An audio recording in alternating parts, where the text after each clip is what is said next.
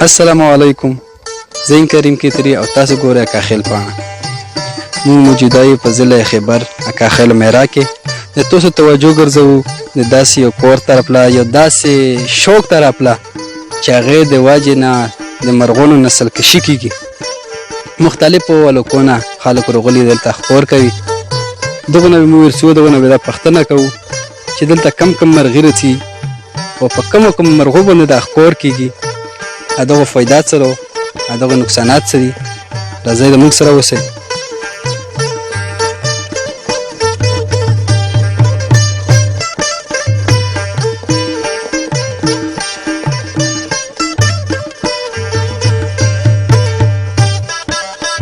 السلام علیکم. وعلیکم السلام. څه نوم دی؟ شازام. د کوم وخت نه تاسو ښکور کوو؟ تقریبا چې 15 کاله وشول. او کومو کومو مرغو باندې کوو؟ دا کم کم مرغۍ دي؟ بوخا شوه او بادوړه شو، مخما شو، لګاټ چوکۍ شوې. دا باندې خپور کوو، دا ضرور لاګي. دا وخت مو د یو بل ملګري سره موجود یو. السلام علیکم. وعلیکم السلام. څه نوم دی؟ خالد.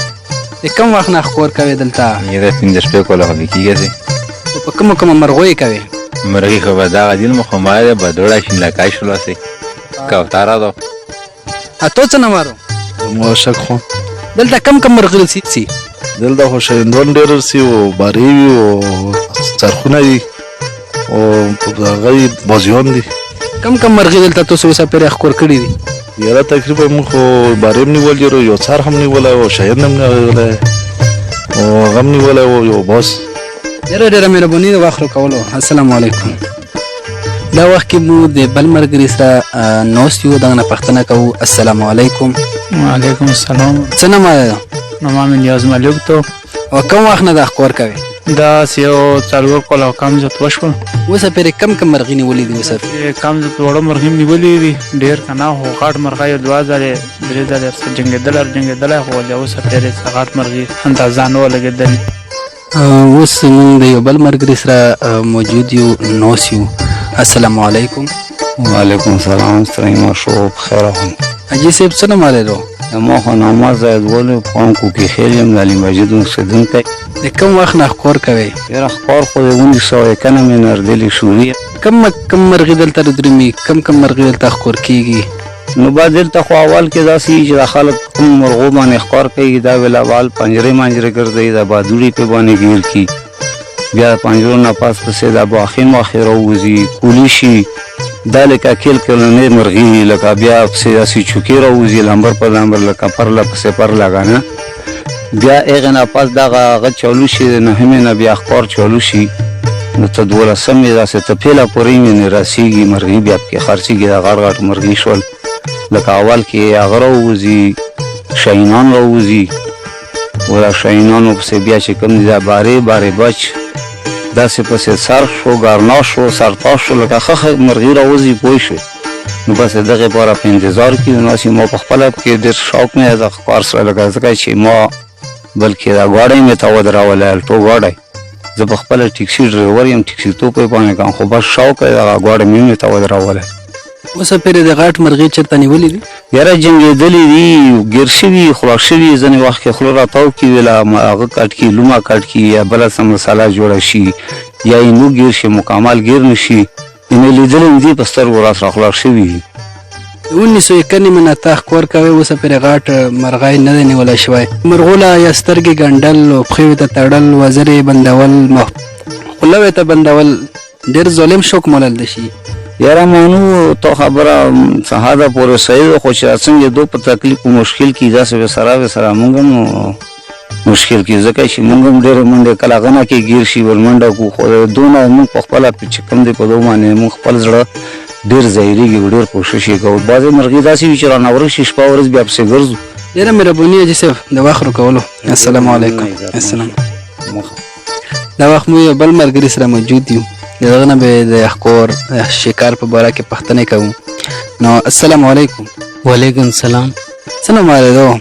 زموږ زربوب نوم و. کم وخت نه ښکور کوې دلته؟ ولا چې بس په ښه بد پوه یو چې بس دا ښکورن شروع کړی. اوسه پرې غټ مرغۍ چېرته نیولی دی؟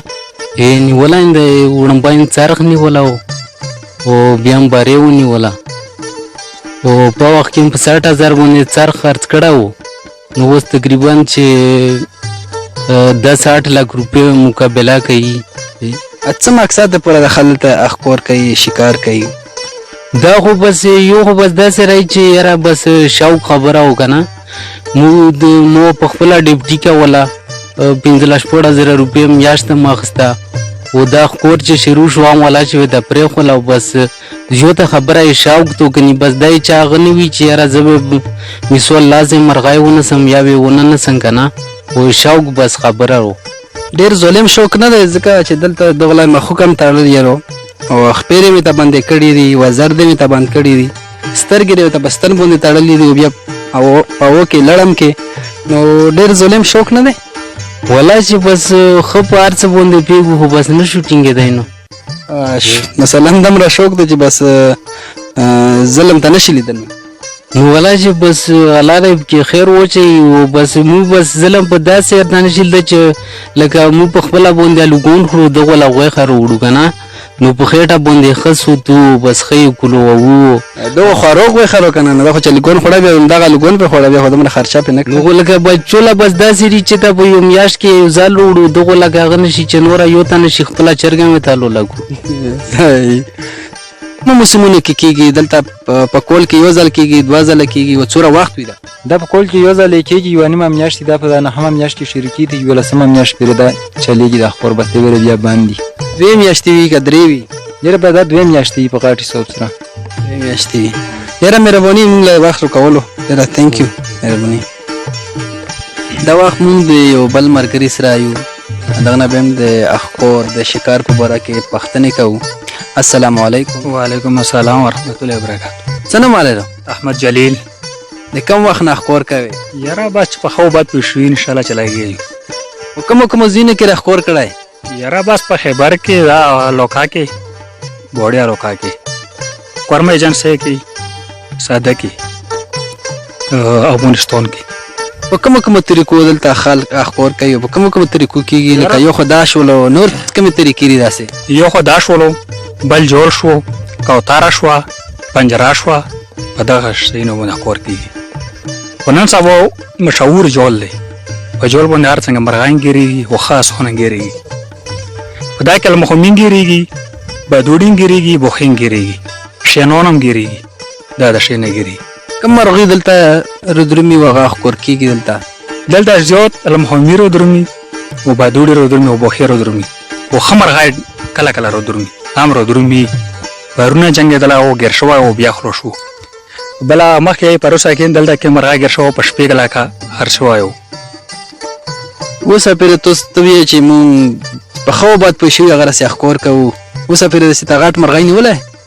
نه لوکان داسې غټ مرغۍ نیولی خو څه 150-40 والا داسې مرغان هم نیولي دي خو داسې غټ هم نه نیولي پرونه نه خلو شو خو هغه غټ مرغۍ و بس قسمت خبره و. ډېره مهرباني د وخت راکولو. دا وخت کوریان چې تاسو خبرې واورېدې دا خبره ټیک ده چې دا شوقیان دي خو د دغو د شوق د وجې نه د مرغانو نسل کشي کېږي. د دغو شوقیانو په باره کې که زموږ سره خپله رایه شریکول نو په کمنټ کې ولیکو. په بل رپورټ پورې کریم کینتري او کیمرامین انوار لا اجازت ورکوي د لویه الله فمان.